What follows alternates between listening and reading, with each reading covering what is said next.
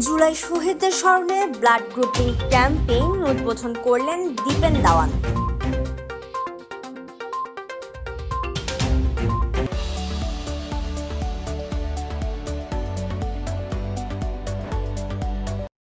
July August গণ অভ্যুত্থানে আত্মত্যাগকারী সকল শহীদদের স্মরণে দেশব্যাপী কেন্দ্রীয় কর্মসূচির অংশ হিসেবে রাঙামাটিতে বিনামূল্যে রক্তের গ্রুপ নির্ণয় কর্মসূচি অনুষ্ঠিত হয়েছে।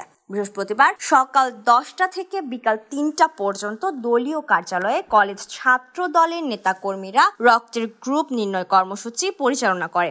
প্রধান অতিথি হিসেবে উপস্থিত থেকে কর্মসূচির উদ্বোধন করেন কেন্দ্রীয় বিএনপির ধর্ম বিষয়ক সহ সম্পাদক অ্যাডভোকেট দীপেন দাওয়ান।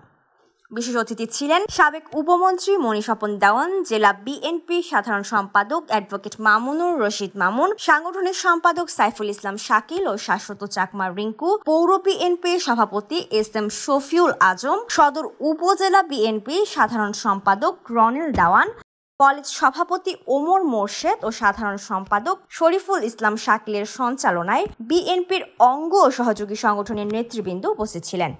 দিনব্যাপী কার্যক্রমে 5 শতাধিক জনসাধারণের বিনামূল্যে রক্তের গ্রুপ নির্ণয় করা হয়েছে।